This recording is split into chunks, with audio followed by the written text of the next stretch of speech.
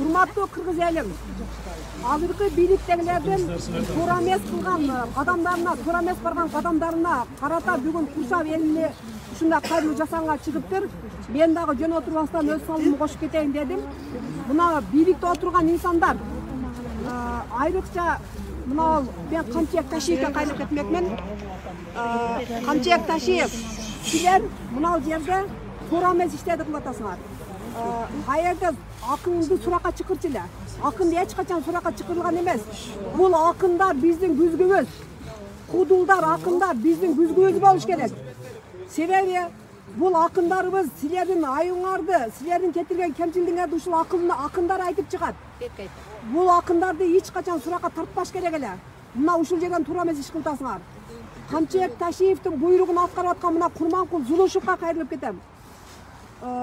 Ушул Зулушев Курманкул Токтаралиевич, сиз кайсыл ой менен буйрук аткарып атасыз? Сизге ушул мисандык ишаныңыз жол берип атабы? Эч кандай күнөөсү жок, эч кандай айыбы жок экенин билип туруп сиз ушул Мадмаров Адакам Кимсанбаевди суракка чакырып атасыз. Сиз бардыгын прекрасно түшүнүп турасыз. Эмнеге сиз суракка чакырып атасыз? Эмне себептен суракка чакырып атасыз? Бүгүнкүңөр акыркы болсун. Эгерде Мадмаровду дагы суракка чакырсаңар, эл толкуса жаман болосуңар. Себеби бул элдин чекеси, бүгүнкү жыйналган эл бул бир чекеси эле. Эл көтөрүлсө жаман болосуздар. Мына Шайилда Бекованы кетириңиздер. Шайилда Бекованын ордуна Жылдыз Жолдошованы апарып отургузуңуздар. Ташиевдин ордуна Бактиек Калмаматовду апарып отургузуңуздар. Кечеги Ташиевдин мына байлыгын иликтеген журналисттерди суракка чакырып атасыздар. Ал балдардын жүзүнөн көрүнүп турат, ал балдар наркоман эмес. Ел түшүнүп калган азыр. Мына бул азыркы соц тармактардан эл карапайым эл бар жокту көрөт, бар жокту билет. Биз Мадмаровду элдин үнүн угуп жеткирсин, ошол жогорку кеңеште элдин ыйын айтып, эл үчүн иштеп берсин деп биз Мадмаровду шайлаганбыз. Мадмаровду силер эмне себептен ал жака суракка чакырып атканыңар эл жакшы билет. Ушол министрлердин мына кече күнү свет боюнча сүйлөп атат, эй. Бул азыркы министрлерди кандай министрлерди алып келип отургузуп алгансыңар, эй? Каерде ушул жогорку кеңеште депутат менен ушул министрлер кайым айтышат эле? Каяктагы сабатсыз адамдарды алып барып отургузуп алсаңыздар. Адилеттүү карасын. Соттор эч кандай адилеттүү болбой атат, баардыгы бийликтин сөзүн сүйлөп атат. Мен айтып кайрылып кетейин дегеним, ушундай убакта өзүңөр жогорку кеңешке келип отурган депутаттарды карасаңыздар, элдин үнүн угузуп, ушу элдин тарабын сүйлөгөн, кыргыз элин ойлогон бир гана Мадмаров болуп атат. Калганыңыздар бүт бийликтин адамдары экенсиздериңер билинип турат. Ушул элдин үнүн жеткирген адамдарды бүт суракка чакырып атасыздар. Оразайым Нарматованы ордуна коюп койгула. Себеби азыркы сырттан окугандардын баардыгынын диплому ушундай. Диплому барлардын башында эч нерсе жок. Диплому жоктор мына карапайым элдин арасында. Себеби булар акчасы жок, окуй албай калган. Акчасы барлар бүт диплом алып алган. Дипломунун баары жогу кызыксыз.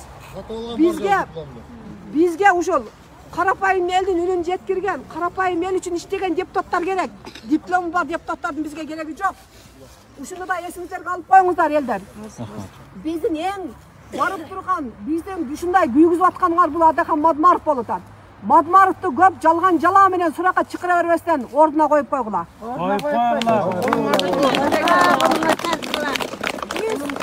Мадмаров үчүн токтолуп, Мадмаров үчүн чыгып атабыз. Ушул бүтүн Кыргызстан партиясы 15 мандат менен барыш керек эле өзү негизи. Өзүңүздөр путтоосу кылып, аны буну кылатып 6 мандат менен жеткирдиңер. Бирок ушул 6 мандатты да жөн койбостон мындай дагы деле путтоосуларды кылып атасыздар. Ушундай ичкөйдүүлүгүңүздөрдү токтотуңуздар. Силер эл үчүн иштегиле. Өзүңөрдүн чөнтөңөр үчүн, өзүңөрдүн кызыкчылыгыңар үчүн иштебегиле. Мына Садыр Жапаров бүт жерге туугандарыңарды, кудаларыңарды апарып жумушка коюп алаңар элге маалым.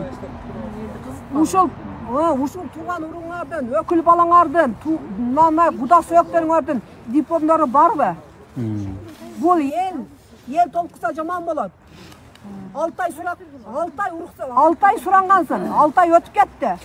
Канакей, эмнеге жетиштик? Иштекеге биз жетишкенибиз жок. кымбаттагандан кымбаттап баары жок кымбаттап кетип атат. Уялбай дагы кече күнү жаңылыктан айтып атасыңар, бензин дагы 4 сомго кымбаттайт деп. Эгерде бензин дагы 4 сомго кымбаттай турган болсо, онда силер элди токута албайсыңар. Элди курчутпагыла. Элди курчутпагыла. Ел бар экен, силер отурасыңар. Ел жок болсо силер эч ким эмессиңер. Элди дагы эсиңерге алгыла. Ал Баткендеги чегара жер баткендиктер сүйүнүп отурбайбы? Биз ушул Мадмаровдун жасаган жумушу менен биз кеңири каттап калдык деп. Анан дежурный адамдарды алып барып ал жерде сүйлөтпөгүлө. Себеби баткендиктер ким экенин билет. Силер элди алдай албайсыңар. Мадмаровду жогорку кеңешке путтосусуз жакшыны алып барып койгула. Коюп койгула. Мадмаровдон бөлөк элдин сөзүн сүйлөгөн, элдин тарабын алган эч ким болбойт ат. Кечине баш көтөрүп сүйлөгөндөрдү болбогон жалган жала менен алып барып суракка чакырып, бүт бардыгын кашасын чыгарып атасыңар. Силер антип элди коркута албайсыңар. Элдин көпчүлүгү азыр Бишкекке кетип атат. Бишкекте жолдо жеткени жетти, жетелеги жолдо болуп атат. Эгерде токтотпосоңор, эл көтөрүлөт, эл Бишкекке чейин барганга даяр. Даярсыңарбы? Мен мына ушу менен сөзүмдү жыйынтыктайм. Жогорку бийликтеги отурган төбөлдөр акылыңарга келгиле. Рахмат. Адахан жөнүндө баардык сөздөр Адахан Мадымаров туундарда бир жаралчу инсан. Өтө чындыктын, акыйкаттуулукту, мыйзамдуулуктун эталону булар. Бул дүйнөлүк деңгээлдеги саясатчы. Ошого ичкилик кылып, аябай жаман көрсөтөсүң баарына. Анан кийин могу Садыр былтыры шайлоодо өздөргө келгенде элдер сураган. Мадымаров жөнүндө оюңуз кандай десе, Мадымаров эң мыкты адам деген. 30 жылдан бери саясатта жүрөт. Биз Мадымаровдай болгондо жоголуп кетет элек деп түшүнүккен Садыр. Ошондой өзүнүн сөзү бар. Анан кийин ошондон дагы айта берет деген атка конуп атат. Анан кийин Мадымаровдун парламенттин дагы көрсү. Мадымаров барганда галстук тагынышы, баарындай жуачка чайнамай жок болду. Өздөрүнчө телефон чукулап отургандар баарын баштаганда чукулап отурат.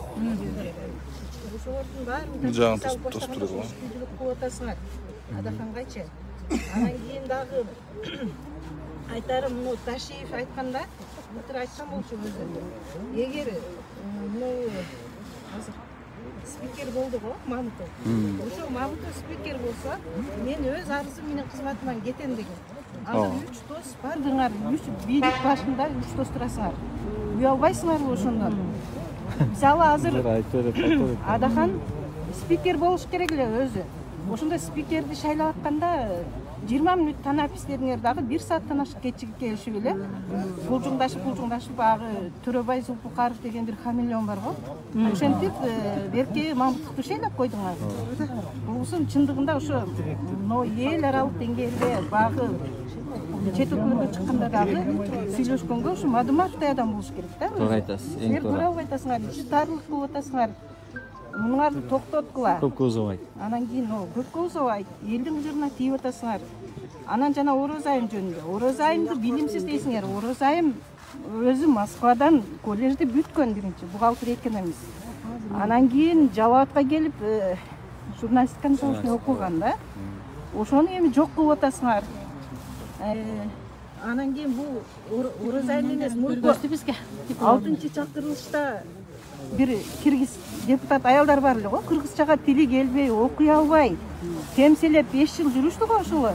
Ага караганда Орозайым чындыкты сүйлөп, акыйкаттуулукту сүйлөп, кандай сонун ушунчалык ушул тепеген кыздан силер корктуңар. Садыр менен камчычы, ушул кыздан корктуңар, чындыкты айтканыңызданчы. Анан кийин мен муну камчыга айтарым. Жанагы ушул кызды өтө бали жаман сөздөр менен жамандап, күнүгө Фейсбукка чыгат, жана богзатыңарды тийип алгыла. Ошону окуган сайын энелер давление болуп атабыз да. Ушундай жаман сөздөрдү жазып, дагы бөлүшкүлө достор деп коет. Жазып турупчу. Каяктагы жок, анан уят сөздөрдү жазат. Кандай бети жок, бул Талас элинин дагы атын булгап атат. Буксачы, таластык деле болбосо керек. Бул ата-энеси деле барбы, жокпу, тарбия көргөнбү, көрбөгөнбү? Ата-энеси жакшы тарбия көргөн бала мындай болбойт эле. Уят.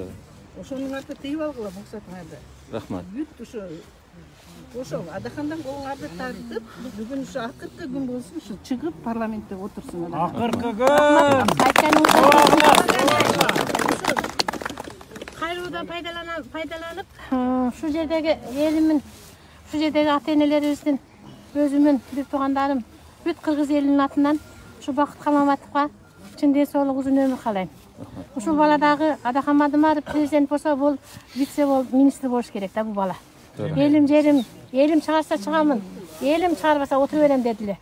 Үй камагына чыгарыптыр. Акың жок президент, сен буну үй камагына чыгарганы бир жол чыгарсын. Мен ошону карайт элем. Ошону менен мына Молда Ахматов күрен ошогон таза инсан балдарыбызды тез аранын ичинде камактан чыгарып койгун. Ага койбосоң биз өзүбүз пачагын чыгарып ошол жерден. Өзүбүз чыгарабыз. Ордуна бизди алып камактан балдарыбызды чыгарбыз. Ошону карайм. Рахмат эне, рахмат. Рахмат. Ушу биздин бешинебизге, балдарыбыздын бешинесине тынч болсун. Рахмат. Ишиңизге ийгилик. Рахмат. Рахмат, урматтуу мекендештер, урматтуу жердештер, анда эмесе чогулушту кайрылууну жыйынтыктайлы. Келиңиздер эмесе абалардан айлантып. Şu sözdün ayağına bir aytıp kettiği nерсе, Peygamberimiz Muhammed sallallahu aleyhi ve sellem'in bir hadisi var. Ummattan bir bilik göbeldir. Sahabalar soraştı Peygamberimizden. Ey Allah'ın elçisi, birinci olup beyişke kim kiret dedi. Peygamber sallallahu aleyhi ve sellem aytты, birinci olup adiletli padişah beyişke kiret dedi. Birinci olup tozakka kim kiret dedi. Peygamberimiz sallallahu aleyhi ve sellem aytты, birinci olup tozakka adiletsiz padişah kiret dedi.